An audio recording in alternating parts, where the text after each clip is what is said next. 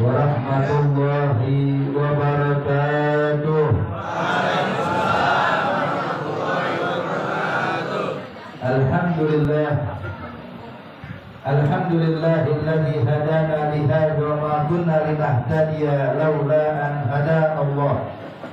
Allahumma shalli wa sallim wa barik wa karim ala sayyidina Muhammadin.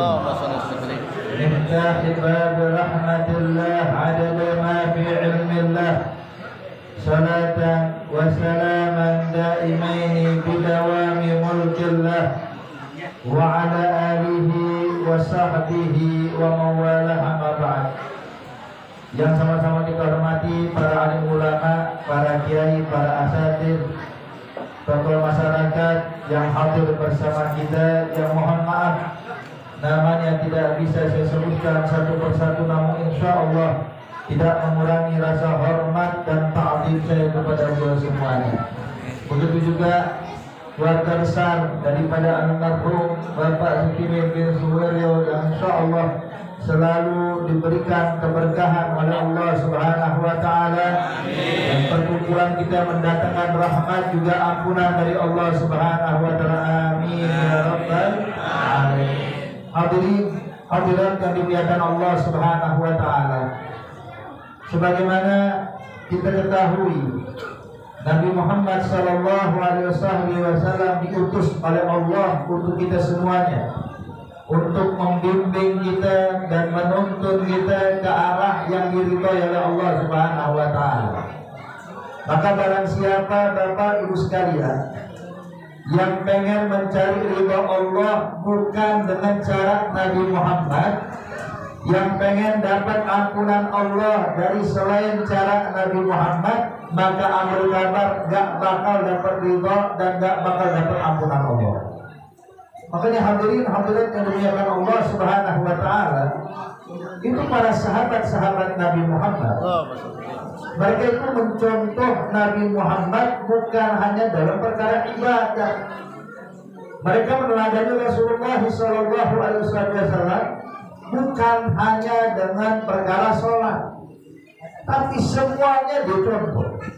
Cara berpakaiannya, cara makannya, cara minumnya, cara tidurnya, bahkan cara masuk kamar mandi, cara keluar kamar mandi, cara keluar dari rumah, cara masuk dalam rumah, cara masuk dalam masjid, keluar dari masjid. Semuanya hadirin mereka contoh Nabi Muhammad. Maka ketika mereka mencontoh Rasulullah SAW, mereka pun menjadi orang-orang yang dimuliakan oleh Allah Subhanahu wa Ta'ala. Makanya Bapak Ibu sekalian, Nabi pernah bilang, kata Rasulullah SAW, kalau ada orang zaman kita bro mau sedekah berupa emas sebesar gunung Uhud, bukan lagi sedekah 1 gram emas, bukan lagi sedekah 10 gram emas, tapi sebesar gunung Uhud, itu emas semua disedekahkan di jalan Allah, kata Nabi Muhammad, gak bakal bisa menandingi pahala sedekahnya sahabat walaupun cuma 1 genggam gandum. 1 pot gandum, bahkan kata Nabi, jangankan 1 genggam, setengah genggam daripada gandum yang disedekahkan oleh sahabat, itu pahalanya jauh lebih besar dibandingkan sedekahnya kita hari ini. Loh, kok bisa loh? Bukankah yang lebih banyak itu mesti lebih banyak pahalanya? Hadirin hadirat yang dimuliakan Allah, kalau kita mungkin cara hitung kita bu, cara menghitung kita itu kan seberapa besar nominal, maka semakin besar yang kita dapatkan, betul? Ya. Kita kalau pengen beli pisang di pasar, cuma megang duit 10.000 paling dapat setengah sisir. Tapi kalau Anda punya duit 100.000 bisa bawa 2 kandang habis. Artinya apa? Ini cara berhitung kita bro. Cara menghitung kita, semakin besar nominal yang kita keluarkan, maka semakin besar yang kita dapatkan. Ini kita. Tapi Allah beda. Allah menilai ibadah seseorang bukan karena banyaknya, bukan karena kuantitasnya, tapi karena kualitasnya. Bagaimana mencontoh Nabi Muhammad, bagaimana hubungannya dengan Rasulullah. Semakin dekat dengan Nabi Muhammad, makin mulia di hadapan Allah Subhanahu wa Ta'ala. Makanya hadirin hadirat yang dimuliakan Allah, beruntung nih kita dikumpulkan sama Allah nih dalam perkumpulan kayak begini hadirin. Ini perkumpulan yang mana kita mempelajari bagaimana sih pola hidupnya Nabi, bagaimana sih jalan hidupnya Nabi, biar kita contoh. Itu sampai para sahabat-sahabat datang kepada Sayyidina Abu Bakar Siddiq radhiyallahu anhu arda. Mereka bilang kepada Sayyidina Abu Bakar, ya Abu Bakar, alangkah baiknya kalau kau nikahkan putrimu kepada Nabi Muhammad. Siapa putri Sayyidina Abu Bakar Siddiq? Putri Sayyidina Abu Bakar Siddiq bapak itu ada 3. Ini anak perempuan Sayyidina Abu Bakar Siddiq ada 3. Yang pertama Siti Asma. Ini Siti Asma adalah ibunya Abdullah bin Zubair bin Awam. Asma binti Abi Bakar ini istrinya Zubair bin Awam. Yang kedua Aisyah. Yang ketiga lahir saat Sayyidina Abu Bakar Siddiq sudah meninggal dunia. Jadi Sayyidina Abu Bakar Siddiq di akhir hayatnya ngomong kepada Siti Aisyah, ya Aisyah, nanti kalau abahmu meninggal, maka tolong ya sedekah nanti harta warisan ini bagiin kepada 2 saudarimu. Siti Aisyah bingung, 2 saudari. Yang saya tahu cuma kakak saya doang, Siti Asma. Yang satu lagi siapa ya abah? Kata Sayyidina Abu Bakar Siddiq, nanti bakal lahir anak perempuan dari istri saya yang di sebelah sana, bu, katanya. Anak perempuan. Ini istri yang di sana Pak, baru ngandung bu. Zaman dulu tuh belum ada USG ya. Ini laki atau perempuan. Tapi subhanallah Sayyidina Abu Bakar Siddiq dia bilang nanti bakal lahir adik perempuan ini ya Aisyah. Subhanallah. Setelah wafat Sayyidina Abu Bakar Siddiq, berapa bulan kemudian lahirlah putri Sayyidina Abu Bakar Siddiq yang diberi nama Ummu Kulthum. Syahid di sini hadirin, ini sahabat bilang, ya Abu Bakar, alangkah baiknya kau nikahkan putrimu kepada Rasulullah. Saat itu Siti Asma sudah menjadi istrinya Zubair bin Awam. Ummu Kulthum belum lahir, yang ada cuma Siti Aisyah. Siti Aisyah umur baru 6 tahun. Ini mereka bilang, ya Abu Bakar, saya dapatkan putrimu ini cerdas, walaupun usianya masih muda, usianya masih kecil, tapi terus terang kecerdasan Aisyah itu gak ada bisa nandingin. Bahkan dijelaskan oleh ulama, disebutkan kalau seandainya Bapak Ibu sekalian, bahkan disebutkan dalam riwayat oleh para sahabat-sahabat Nabi, Siti Aisyah kecerdasannya dia itu mengungguli dari semua istrinya Rasulullah. Itu dari segi kecerdasan Siti Aisyah lebih cerdas. Makanya sahabat-sahabat bilang, ya Abu Bakar, coba kau nikahkan putrimu pada Rasulullah. Apa tujuannya? Bukan cuma sekedar karena cerdasnya, tapi yang diharapkan oleh sahabat biar mereka bisa tahu gimana sih cara muamalah Rasulullah dalam rumah tangganya. Biar sahabat bisa nyontoh Nabi dalam kehidupan rumah tangga mereka. Nah kita juga Bapak Ibu sekalian, kalau pengen menjadi orang yang dimuliakan Allah, keluarga yang dimuliakan Allah, maka jadilah keluarga yang mau nyontoh Nabi Muhammad. Akhirnya subhanallah bu, Bapak, itu Siti Aisyah meriwayatkan hadis dari Rasulullah, itu yang diriwayatkan oleh Siti Aisyah kurang lebih 3.000 lebih hadis. Yang mana kebanyakan hadisnya itu adalah hadis-hadis yang berkenaan dalam urusan rumah tangga. Bahkan hal-hal yang mana sahabat malu bertanya pada Rasulullah itu diriwayatkan oleh Siti Aisyah binti Abi Bakar Siddiq radhiyallahu anhu arda. Hadirin hadirat yang dimuliakan Allah Subhanahu wa taala, sehingga sahabat Nabi nanya pada Siti Aisyah, Dia bilang, ya Aisyah, ya Ummul Mukminin, bagaimana sih kehidupan Nabi dalam rumah tangganya? Apakah Rasulullah penuh karisma, penuh wibawa, sehingga dalam rumah tangga Nabi Muhammad tuh seakan-akan tuh istrinya, anak-anak nggak berani ngomong sama Rasulullah? Sebab jujur, para sahabat-sahabat ini bingung. Itu kalau duduk di depan Nabi, ini Nabi kalau lagi duduk depannya para sahabat, Pak, Bu, itu tidak ada satupun sahabat yang berani ngangkat kepalanya. Semuanya nunduk, nggak berani mandang wajah Rasulullah. Karena karisma, wibawa yang luar biasa. Makanya dinyatakan man ra'ahu badihatan haba. Barang siapa yang memandang Rasulullah sekejap mata atau spontanitas, itu langsung merasakan karisma Rasulullah. Jika sahabat yang badannya kekar sekalipun hadirin, yang bisa hilang jawara sekalipun, kalau diri depan Nabi Muhammad gemeteran. Tuh Rasulullah. Makanya sahabat ini, apakah mungkin begini juga ya nanti kalau di rumah ya? Istri takut dan Nabi. Apakah begitu?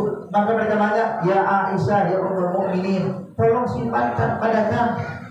Bagaimana sih kehidupan engkau bersama Rasulullah dalam rumahmu? Maka Siti Aisyah menjawab, Bapak Ibu sekalian, kata Siti Aisyah, sesungguhnya kehidupan Nabi dalam rumah tangganya sama dengan kehidupan kalian dalam rumah tangga kalian. Kita ngobrol, kadang bercanda, kata Siti Aisyah, dan kehidupannya begitu harmonis dan romantis, kata diri.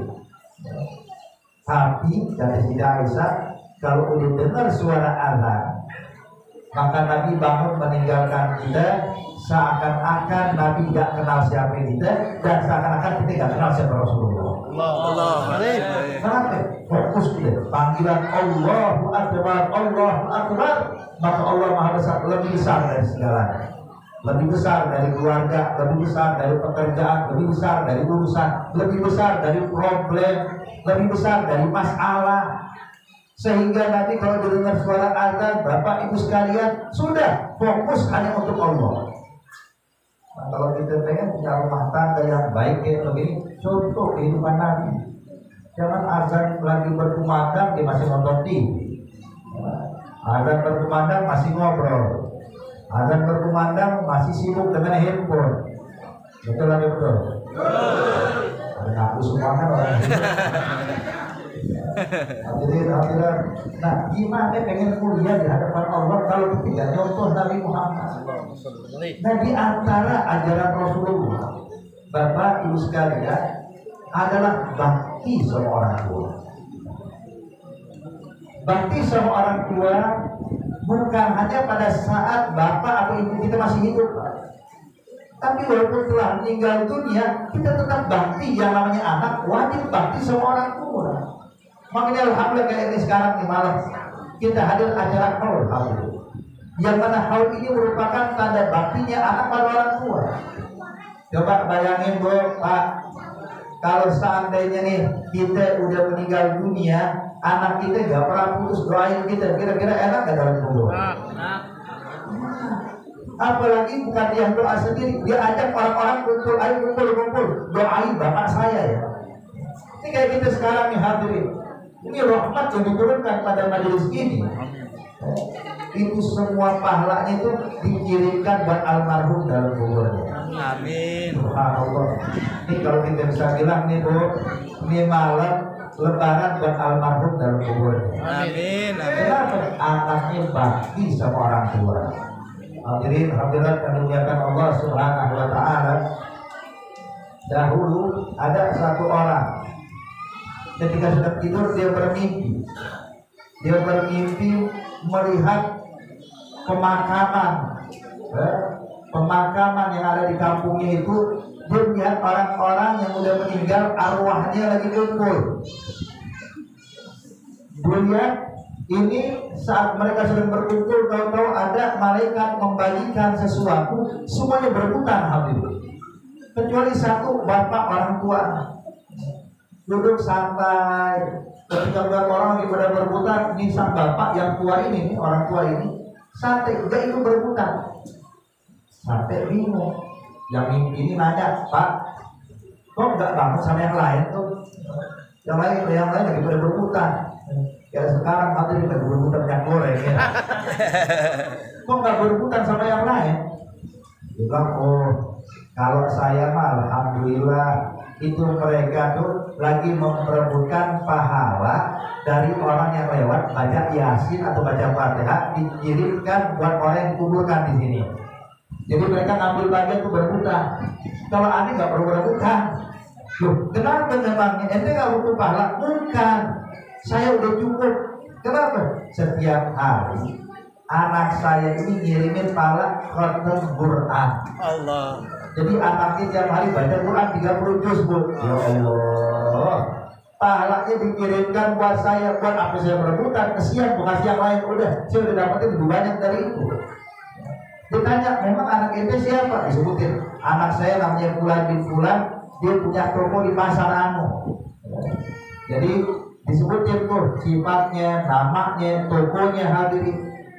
Ketika besok hari bangun dari tidur, habis sholat subuh, waktu duha, dia keluar ke pasar, nyariin toko anak yang dimimpiin tuh dari kubur, yang semalam dimimpiin. Ternyata betul ada sang anak nih pedagang tersebut di tokonya disamperin.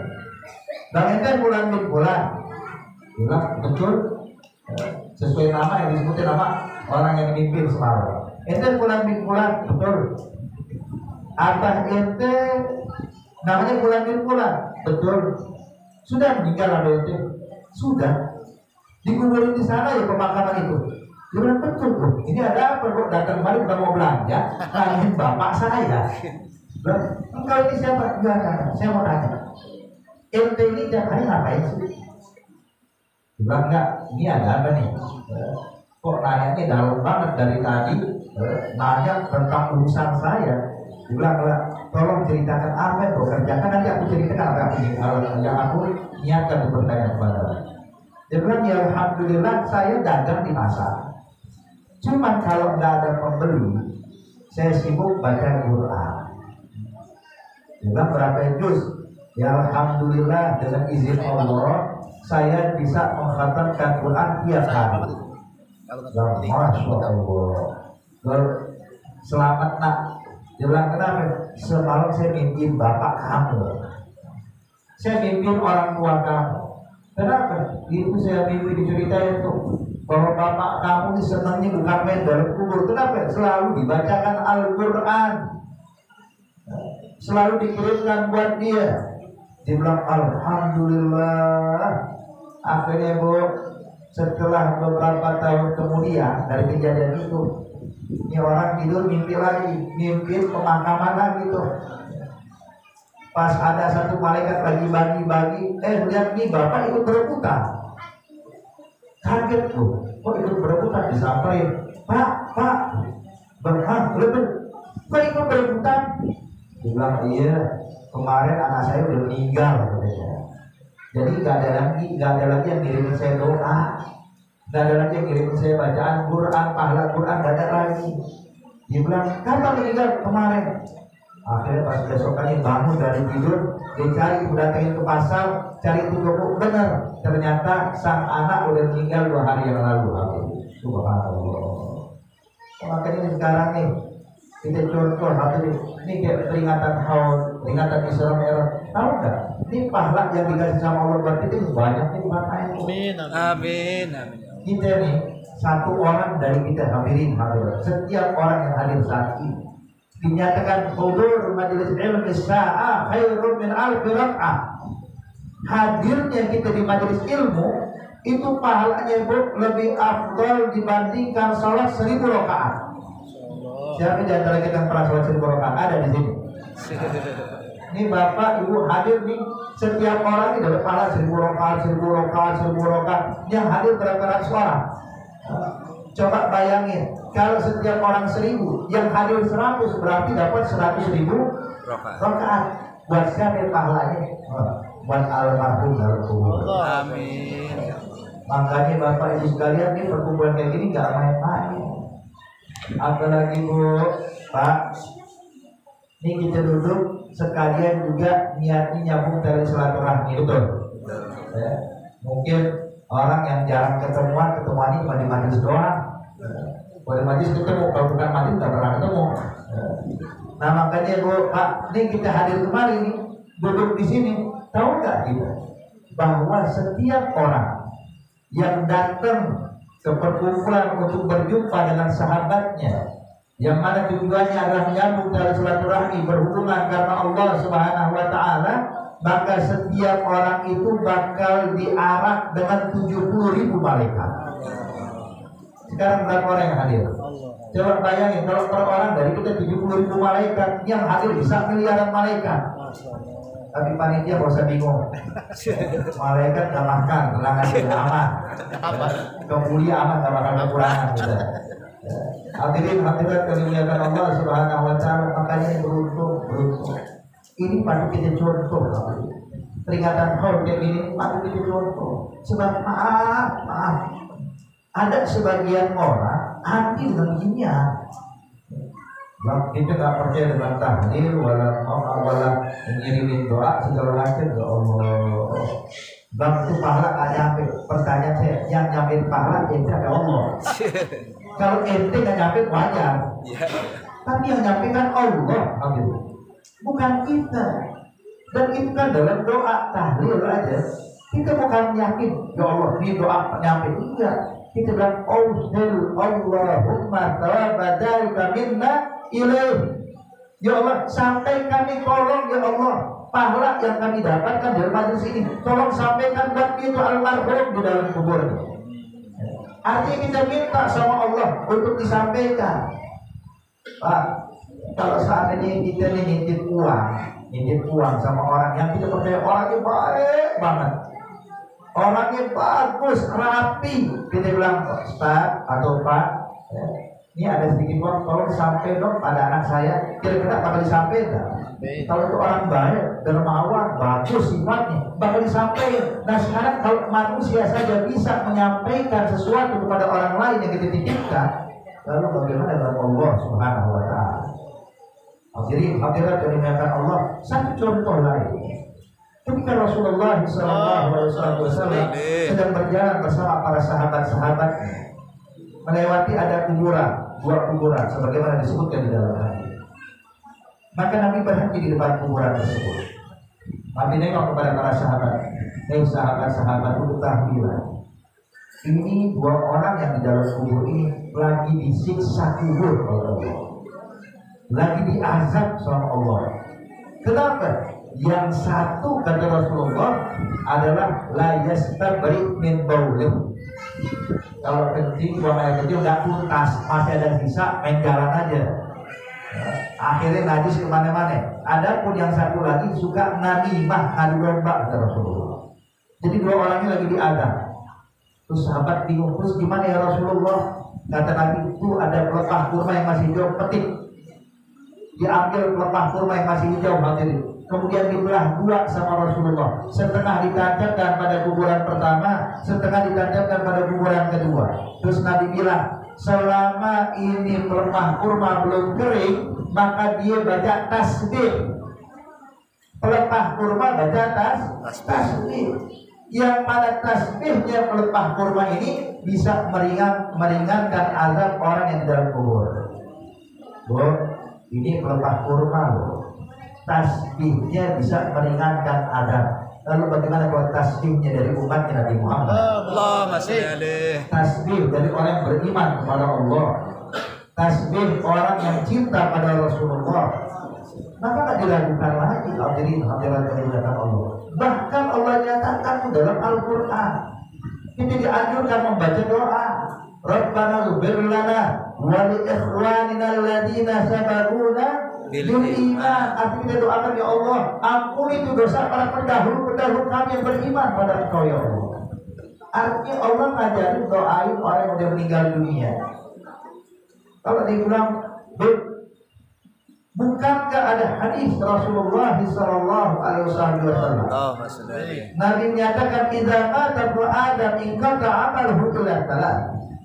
Kalau anak Adam meninggal dunia, terputuslah amal untuk orang tersebut kecuali 3 kata Rasulullah. Apa itu sedekah jariyah? Pahala sedekah yang ngalir. Jadi makanya kita dianjurkan Bapak Ibu sekalian, kalau kita masih hidup ada harta, jangan sungkan sedekah. Sedekah buat masjid, sedekah buat musola, sedekah buat pesantren, sedekah buat majelis taklim. Maka selama itu bangunan ada hadirin, dipakai buat ibadah, dipakai buat sholat, maka orang yang sedekah dapat tuh bagiannya. Amin. Sebab orang kalau sedekah buat masjid, musola, buat pesantren, majelis taklim, ini kayak kita naruh saham. Ya. Kita panen terus, itu majelis dipakai seminggu sekali, tiap seminggu sekali dapat kiriman pahala. Apalagi kalau buat masjid, apalagi kalau buat musola, tiap saat. Aduh, Allah. Nih, saudara jariyah. Yang kedua adalah ilmu yuntafa'u bih, ilmu yang bermanfaat. Ketika seseorang mengajarkan ilmu pada orang lain sehingga orang lain tersebut mengamalkan, kalau dia mengamalkan maka kita pun juga dapat kiriman pahala. Kenapa? Sebab dia beramal karena didikan saya, dia ngerti sholat karena saya ajarin sholat. Dia bisa baca Quran sebab saya ajarin baca Quran. Makanya para salaf dulu Bapak Ibu sekalian lebih senang ngajarin anak kecil. Anak yang belum bisa baca Quran diajarin baca Quran, sabar ngajarin anakku baca Quran. Diajarin alif bakta, diajarkan sampai itu anak bisa baca Quran. Diajarkan anak cara sholat, diajarkan cara berwudu. Kenapa? Sebab nanti anak kalau udah bisa berwudu sendiri, sholatnya udah rapi, baca Quran tiap hari, itu kiriman pahala buat sang guru itu banyak nih, bukan main. Ini ilmu yuntafa'u bih. Dan yang ketiga, waladun sholeh yad'ulahu, anak yang soleh yang mendoakan buat kedua orang tuanya. Berarti kalau kita dinyatakan yang nyambung itu doanya anak buat orang tua. Kalau bukan anak mah gak bakal nyambung. Masya Allah. Ini orang dia ngatur ya. Ya itu pahala atur nyambung gak nyambung. Saya ngatur bukan Allah. Jadi sekarang gini, saya mau kasih kabar. Contoh nih contoh. Kalau ada orang di kampung kita meninggal dunia, kita ikut nyolatin gak sih? Ikut nyolatin ya. Yang nyolatin anaknya doang orang kampung. Orang kampung. Orang kampung ikut nyolatin. Iya. Tetangga ikut nyolatin, temannya ikut nyolatin. Bahkan orang lagi kebetulan lewat masuk ke masjid ada jenazah ikut nyolatin. Kenal nggak? Agak kan jadi ikut nyolatin. Sekarang saya mau tanya, dalam sholat jenazah itu yang dibaca apa sih? Allahumma ghfir lahu warhamhu wa'afihi wa'fu anhu. Bapak, Ibu sekalian, kalau kita mau kembali sebagaimana disebutkan, maka kita bilang nanti kalau yang meninggal dunia orang kamu gak boleh nyolatin, cukup anaknya yang nyolatin. Kenapa? Percuma kita nyolatin, pahala gak bakal nyampe, gak bakal diampuni sama Allah. Kan Nabi bilang waladun sholeh yad'ulahu, anak yang soleh mendoakan dia. Berarti selain anaknya percuma yang disolatin, gak bakal dapat pahalanya orang, gak bakal nyambung pahalanya. Begitu kan? Gak harus. Islam mengajarkan kepada kita kalau ada yang meninggal, sholatin. Kita doakan dia. Arti menunjukkan apa? Bahwa pemahaman dari ucapan waladun sholeh yad'ulahu difokuskan hanya untuk anak, ini tidak benar. Tidak benar. Artinya Bapak Ibu sekalian, yang lain pun bisa nyambung pahalanya. Dan yang penting kita minta sama Allah. Tapi maksud menyatakan ini hadirin arti mengingatkan bagi anak-anak, ayo doain orang tua itu yang meninggal. Jangan sungkan, jangan malas. Ini bapaknya sudah meninggal dunia, ini sudah meninggal dunia, walau pernah diasinin, walau pernah ditahlilin. Ini juga kadang-kadang kesalahan dari kita nih, Bapak Ibu sekalian. Kita kalau pengen punya anak yang doain kita, maka ajarin anak kita cara doain orang tuanya. Ajarkan. Nah, baca doa gini. Suruh baca Rabbi birli wal walidayya warhamhuma kama rabbayani shaghir. Kenalin tuh dengan doa tersebut. Ajak tuh anak hadirin untuk ziarahin kuburan orang tua kita. Nah, ini kakeknya ini ya. Kita datang ziarahin, kita baca doa buat kakeknya ente, buat neneknya ente. Tujuannya apa? Ini pendidikan. Jadi kalau kita meninggal, sang anak biasa tuh ziarahin orang tuanya. udah bisa nyontoh. Ini gitu nggak pernah dia orang tua tuh nyuruh anak dia kita udah meninggal dunia. Jangan harap kamu yang namanya anak bakal nyontoh orang tuanya. Jadi hadirin hadirat yang dimuliakan Allah, makanya kita bilang ya alhamdulillah ini malam almarhum di dalam kuburnya terus terang kita nggak bisa bayangin pahala apa yang didapat nih. Amin ya Allah. Pahala yang besar. Dan kita berharap kepada Allah Subhanahu Wa Taala dan kita pun juga hadirin bisa mendoakan di majelis ini. Kita juga kirimkan pahala ibadah kita ini, pahala perkumpulan kita, pahala doa kita buat almarhum khususnya untuk juga buat orang tua kita semuanya. Dan ini juga pelajaran bagi kita Bapak Ibu sekalian, jadilah orang-orang yang tahu bakti sama orang tua. Sebab seorang anak yang bakti sama ibu bapaknya, maka dijamin anak-anak itu nanti bakal bakti sama kita. Birru aba'akum wa birrukum abna'ukum. Nabi bilang baktilah kalian pada kedua orang tua kalian, maka niscaya anak kalian bakal bakti pada kalian. Bakal bakti sama kita. Hadirin, hadirat yang dimuliakan Allah. Jadi gimana biar anak kita bakti? Kita didik, ajarkan anak kita cara bakti. Bu, kita ngajarin anak kita bakti sama kita bukan karena kita minta dihormatin sama anak kita, bukan karena kita pengen ini anak harus balas budi dong, ini anak harus balas jasa, bukan itu. Tujuan kita mendidik anak bakti sama kita bukan karena kita minta balas budi atau jasa kita untuk dihormati oleh anak kita, bukan. Tapi kita pengen ini anak bisa menjalankan perintah Allah. Sebab bakti pada orang tua adalah perintah dari Allah Subhanahu Wa Taala. Sebagaimana Allah perintahkan kita sholat, maka Allah juga perintahkan kita bakti sama ibu bapak. Bukankah Allah berfirman dalam Al-Quran, wa qadara rabbuka alla ta'budu illa iyyah wa bil walidaini ihsana. Allah nyatakan itu dalam Al-Quran, hadirin. Sesungguhnya telah diwajibkan bagi kalian untuk tidak menyembah kepada selain Allah dan diperintahkan agar kalian bakti pada orang tua kalian. Arti perintah, kewajiban, bukan sunnah, wajib. Makanya ini anak-anak banyak sini ya. Yang anak yang hadir masih punya orang tua kan. Nah kalau masih ada orang tua, bakti sama ibu bapak kita. Ingat hadirin, hadirat, ridallah biridal walidain wa sakhtullah bi sakhdil walidain. Ridhonya Allah tergantung ridhonya orang tua. Kalau seandainya orang tuanya ridho, Allah pasti ridho. Kalau orang tuanya marah, murka, maka niscaya Allah pun juga bakal murka. Walaupun kadang-kadang yang kita lakukan ibadah, yang kita lakukan perkara sunnah, tapi kalau nggak dapat restu orang tua kita, nggak bakal dapat ridho Allah. Sampai fuqaha bilang, fuqaha ahli fikih, ulama-ulama kita bilang hadirin, kalau seandainya Anda sedang melaksanakan sholat sunnah di qobliyah, ba'diyah, sholat duha, sholat witir, sholat sunnah apapun, lagi tengah-tengah sholat dipanggil sama orang tua kita, maka kata ulama, kata ahli fikih mengatakan batalkan sholat sunnah datangnya orang tua. Kenapa? Sholat yang kau lakukan sunnah memenuhi panggilan orang tua, hukumnya wajib. Tentunya wajib harus lebih utama dibandingkan yang sunnah. Ini kalau kita lagi ngapalin sholat sunnah. Tapi kalau sholat wajib tidak dibatalin. Tentu kewajiban pada Allah lebih besar dibandingkan kewajiban pada makhluk.